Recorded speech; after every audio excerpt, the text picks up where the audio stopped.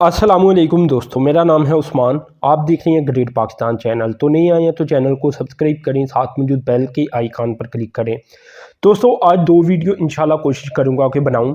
और एक तो अभी फ्लड के बारे में मैं आपको बताने जा रहा हूं, जो नुकसानात हुए हैं और जो इनिशियल असेसमेंट और जो बाद में मुकम्मल असेसमेंट सामने आ रही है वो बताता हूं। और साथ में PIA का जो नुकसान हुआ है, जो फेक डिग्रीज की एक बयान दिया गया था, स्टेटमेंट दिया गया था, उसके बाद पाकिस्तान का बड़ा नुकसान हुआ। तो PIA का नुकसान भी आपके सामने रखूंगा और जो फ्लड की वजह से पाकिस्तान को नुकसान हुआ है वो PIA का अगली वीडियो में आपको बताऊंगा।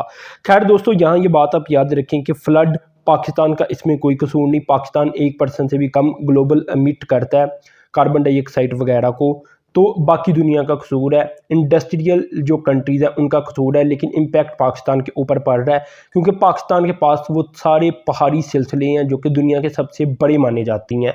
तीनों पाकिस्तान में ही आकर मिलती है, काराकोरम, हिंदुकुश और हिमालय। तो खैर दोस्तों, अब जो अगली असेसमेंट बताई जा रही है इकनॉमिक लॉसेस की और डैमेजेस की, ये 40 अरब डॉलर लगाया जा रहा है। तो पाकिस्तान को 380 अरब डॉलर की तो GDP रखता है। तो 40 अरब डॉलर अगर अभी इसी साल 2-3 माह के अंदर ही नुकसान हो जाता है तो ये बहुत बड़ा नुकसान होगा। यहाँ ये बात याद रखें कि 30 से 40 अरब डॉलर की बात की जा रही है अब, कि ये इतना नुकसान हो सकता है। इससे पहले जो इनिशियल असेसमेंट थी ये 10 से 12 अरब डॉलर की थी। इसके बाद इसे बढ़ाकर 20 अरब डॉलर तक किया गया कि 18 से 20 अरब डॉलर का नुकसान हो सकता है। लेकिन अब जो फिगर सामने आ रही हैं, जो नुकसान सामने आ रही हैं, इसको मद्देनज़र रखते हुए बताया गया है कि 40 अरब डॉलर तक का पाकिस्तान को नुकसान हो सकता है। और दोस्तों यहाँ पाकिस्तान को बड़ी तबाही का सामना करना पड़ा है। इसमें इंफ्रास्ट्रक्चर की अगर सिंध के अंदर ही कुछ मोटी मोटी एग्जाम्पल मैं आपके सामने रखूँ तो जो मेन लाइन 1 सक्कर हैदराबाद सेक्शन है पाकिस्तान रेलवे का, ये तकरीबन अब मुकम्मल तौर पर कंप्लीटली कहा जा सकता है कि रीहैब होगा, यानी दोबारा इसे रिकंस्ट्रक्ट करना पड़ेगा, इतनी ज़्यादा तबाही हुई है। इसके अलावा दोस्तों यहाँ ये भी बात आप याद रखें कि अगर तो 40 अरब डॉलर तक का नुकसान हो गया तो पाकिस्तान की जो GDP ग्रोथ है वो इस साल नेगेटिव में भी जा सकती है।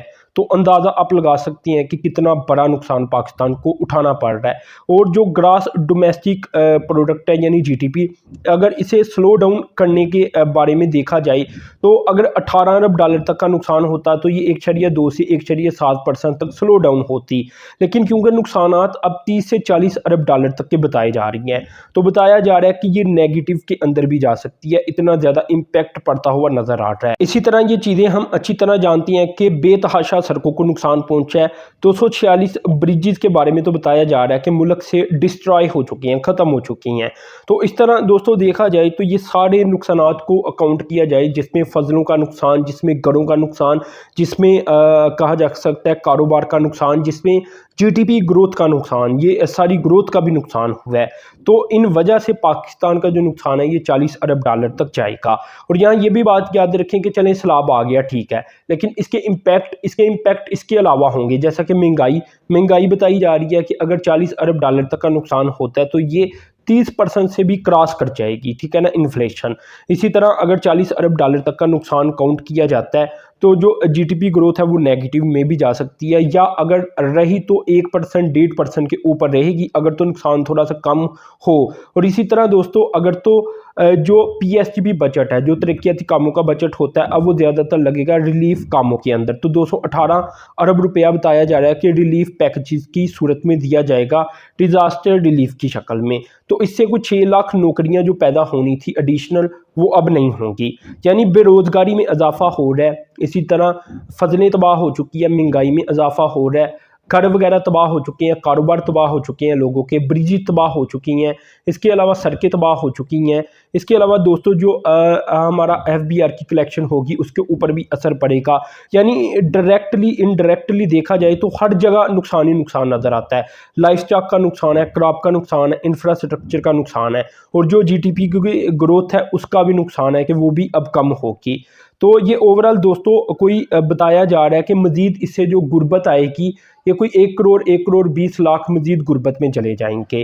تو پاکستان کو چاہیے کوشش کرے کہ 20-30 ارب ڈالر کا ایک ریلیف پیکج حاصل کیا جائے قرض کی شکل میں، کہ قرض پاکستان کو واپس نہ کرنا پڑے۔ تو اس کے لیے پاکستان کو کام کرنے کی ضرورت ہے، کیونکہ قصور اس میں پاکستان کا نہیں ہے، قصور دوسرے ممالک کا ہے۔ تو خیر یہ معلومات میں نے آپ سے شیئر کی، تو آپ چینل کو سبسکرائب کریں، ساتھ موجود بیل کے آئیکن پر کلک کریں۔ اب تک کے لیے اتنی تھا، اللہ حافظ۔